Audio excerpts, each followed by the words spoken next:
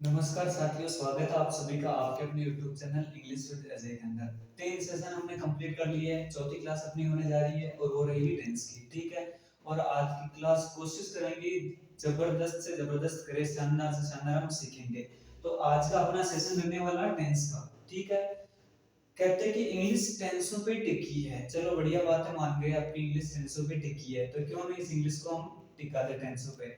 तो शुरुआत करेंगे आज से अपन टेंस सीखने की, ठीक है। टेंस के बारे में ज्यादा नहीं जाना आपको कि टेंस क्या होता है क्या नहीं होता है, डेफिनेशंस वगैरह पे हम बात नहीं करेंगे, अपने को डायरेक्ट सीखने से काम है, ठीक है। सबसे पहले एक दो तीन तीन तरह के टेंस हो गए, प्रेजेंट, पास्ट और फ्यूचर। प्रेजेंट का मतलब वर्तमान में जो भी चलता है, होता है या हो रहा है, वर्तमान काल। पास्ट यानी जो बीत गया, हो गया, भूतकाल। फ्यूचर जो होगा, ठीक है। ये तो नॉर्मल सी बात है अपने हिंदी के बारे में कि इनका अर्थ क्या होता है, ये सब आप जानते हो, और नहीं भी जानते हो तो इसके माध्यम से आप जान गए हो, ठीक है। प्रेजेंट टेंस हो गया, पास्ट हो गया, फ्यूचर हो गया। इन दो को अभी के लिए भूल जाओ।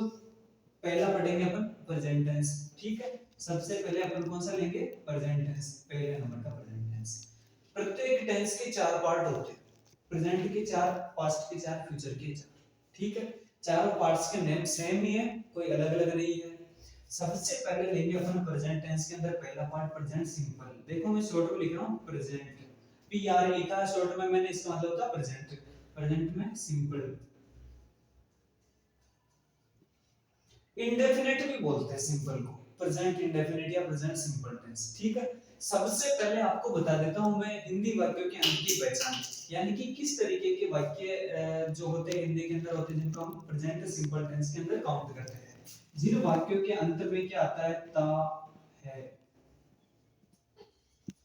की है, सॉरी यहाँ पे वापस मैंने ते है, ठीक।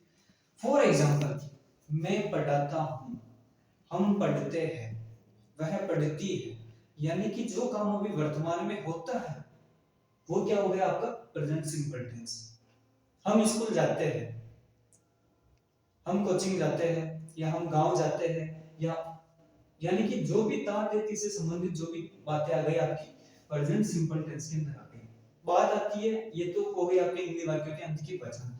मेन पॉइंट, किसी भी टेंस को पढ़ने से पहले आपको उस टेंस की हेल्पिंग वर्ब याद होनी जरूरी है। तो अपन पढ़ रहे हैं प्रेजेंट सिंपल टेंस, और इसकी हेल्पिंग वर्ब होती है वाल को डू और डज। क्या होती है वाल को डू और डज, क्या होती है हेल्पिंग वर्ब डू और डज। आया समझ में। सबसे पहले इसको रट लो, रट लिया, रट लिया सा, वरना ये देख रहे हो ना, ये कुत्तेरा दिख गया होगा आपको सभी को पढ़ने वाला, अगर नहीं रटी।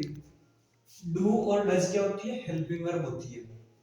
कल अपन ने बात कर ली थी डू डज के बारे में भी। दोनों में से एक ही यूज करनी होती है, एक सब्जेक्ट के साथ में एक ही हेल्पिंग वर्ब का यूज किया जाता है। अब बात आती है कि डू किसके साथ में यूज करना होता है, डज किसके साथ में यूज करना होता है। तो मैंने कल इसीलिए आपको सबसे पहले सब्जेक्ट और वर्ब की क्लासेस दी थी। बहुवचन अगर आपका सब्जेक्ट है, प्लूरल सब्जेक्ट, पीएस यानी क्या, प्लूरल सब्जेक्ट। अगर आपका सब्जेक्ट बहुवचन का है, प्लूरल का है, तो आप डू लोगे, क्या लोगे, डू लोगे। और अगर आपका जो सब्जेक्ट है सिंगुलर है, सिंगुलर सब्जेक्ट, एस एस यानी होता है सिंगुलर सब्जेक्ट, तो आपको डज लेना है, ठीक है। ये चीज आपकी क्लियर हो जानी चाहिए कि डू किसके साथ आता है और डज किसके साथ आता है। यहाँ तक मेरे हिसाब से आप सभी को समझ में आ गया होगा।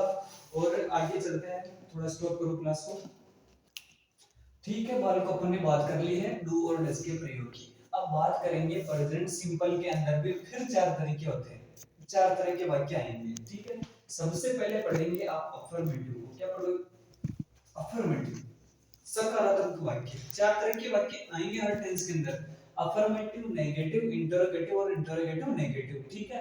देखो का अत्रिक अत्रिक रामलीला है। देखो बेटा पढ़ रहे अपन इंग्लिश तो रामलीला तो अपन देख नहीं पेगी, तो जो अंग्रेजी भी आपने समझ में ना पड़ी, सब बता के मत पेगी। अफर्मेटिव सेंटेंस पढ़ेंगे, किसका पढ़ेंगे, प्रेजेंट सिंपल टेंस के अफर्मेटिव का, ठीक है। हर चीज का आपके पास में फॉर्मूला होगा, अगर वो फॉर्मूला आपको याद है, याद हो जाता है, तो आप सेंटेंस इजीली बना सकते हो, you can make sentences easily, okay. तो देखिएगा अफर्मेटिव, सबसे पहले तो मैं नोट डाल के लिखा दूं आपको कि प्रेजेंट सिंपल टेंस के ये प्रेजेंट सिंपल टेंस के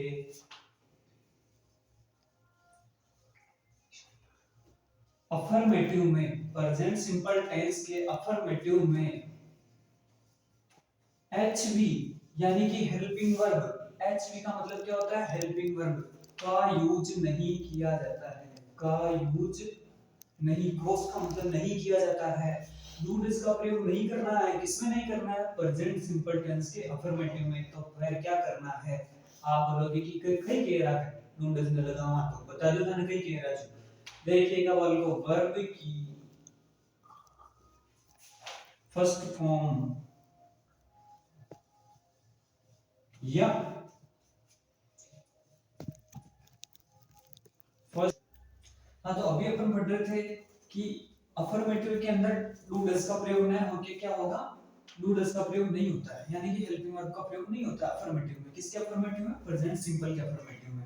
तो क्या होता है, वर्ब की फर्स्ट फॉर्म या, वर्ब की फर्स्ट फॉर्म में एस या ईएस लगा हो, ठीक है, जैसे कि या तो गो या फिर गोज, ये फॉर एग्जांपल है, उदाहरण के तौर पे मैं लिया है गो या गोस, कम कम्स भी आ सकता है, व्हाटएवर जो भी आपकी हेल्पिंग वर्ब है उसमें या तो फर्स्ट फॉर्म आएगी या फर्स्ट फॉर्म में एस या एस लगेगा। अब बात आती है कि फर्स्ट फॉर्म गद्दे आए और एस या एस गद्दे ला की, इसकी बात कर लेते हैं।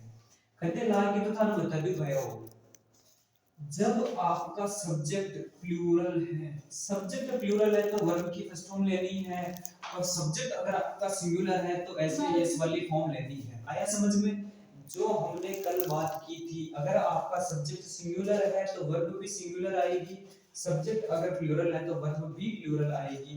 ये चीज आपको हमेशा ध्यान में रखनी है।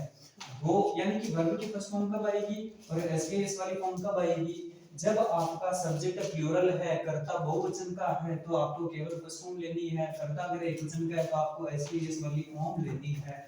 आया समझ में यहां तक, ठीक है, क्लास को थोड़ा पेश कीजिए। अब पढ़ने जा रहे हैं हम प्रेजेंट सिंपल टेंस का अफर्मेटिव, ठीक है। इससे पहले दो पंक्तियां वतन को समर्पित करते हैं कि वतन वालों वतन ना बेच देना, ये मिट्टी ये चमन ना बेच देना, शहीदों ने जान दी है वतन के वास्ते, कम वक्तों शहीदों के कफन ना बेच देना, ठीक है। ये चीजें होनी चाहिए और होती रहनी चाहिए क्लास के दरमियान, ताकि आप बोर नहीं हो, और बोर तो वैसे भी नहीं करूंगा मैं। बात करेंगे प्रेजेंट सिंपल टेंस के अफर्मेटिव के बारे में, छोटी बड़ी बातें तो कर ली थी, अब बात करते हैं अफर्मेटिव के बारे में। तो सबसे पहले इसका फॉर्मूला यानी कि सूत्र, सब्जेक्ट लिखा जाता है सबसे पहले, उसके बाद में वर्ब की फर्स्ट फॉर्म आती है या एस या ईएस वाली फॉर्म आती है, वो कब आती है हमने पढ़ लिया है, और उसके बाद में आता है आपका ऑब्जेक्ट, ठीक है। ये है आपका प्रेजेंट सिंपल टेंस के अफर्मेटिव का फॉर्मूला, सबसे पहले सब्जेक्ट लिखते हैं, उसके बाद में वर्ब की फर्स्ट फॉर्म या फर्स्ट फॉर्म में एस या ईएस लिखते हैं, और उसके बाद में आपको क्या लिखना होता है, ऑब्जेक्ट लिखना होता है। हिंदी वाक्य लेते हैं, मैं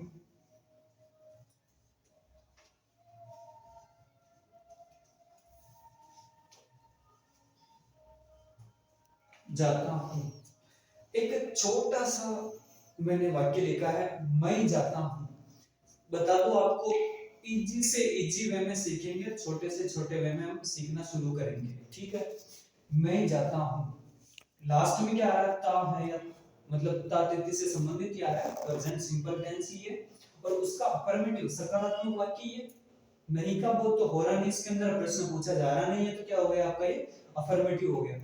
अब ये तो आपके पास हिंदी दे दी, अब आपको इसको इंग्लिश के अंदर ट्रांसलेट करना है। कैसे करोगे ट्रांसलेट, आप अकॉर्डिंग टू फॉर्मूला, सूत्र के अनुसार चलो, कहीं गलती नहीं होने वाली है। सबसे पहले देखिएगा सब्जेक्ट, सब्जेक्ट होता है कर्ता, कार्य करता है मतलब कार्य को करने वाला, यहाँ पे जानने का काम कौन कर रहा है, मैं कर रहा हूँ, कौन कर रहा है, मैं। तो सबसे पहले सब्जेक्ट, मैं को क्या बोलते हैं, आई बोलते हैं इंग्लिश में, क्या बोलते हैं, आई बोलते हैं इंग्लिश, आता है तुमको, पता है मेरे को। उसके बाद में देखिए प्लस का चिन्ह नहीं लगाना है, नहीं लगाना, समझाने के लिए मैंने लगाया, माफी चाहता हूँ। वर्ब क्रिया, सब्जेक्ट कर दिया अपन ने आई, उसके बाद में वर्ब क्रिया कौन सी हो रही, जाने की, इसको बोलते हैं इंग्लिश के अंदर गो। ये फर्स्ट फॉर्म क्यों ली, आपका जो सब्जेक्ट है क्या है, आई है, और मैंने बोला आई के साथ में वर्ब की फर्स्ट फॉर्म आती है, ठीक है। आगे ऑब्जेक्ट इसमें दिया हुआ नहीं है, तो ये सेंटेंस यहीं पे खत्म होता है। आज के लिए इतना ही काफी, मिलते हैं अगली क्लास में। Thank you.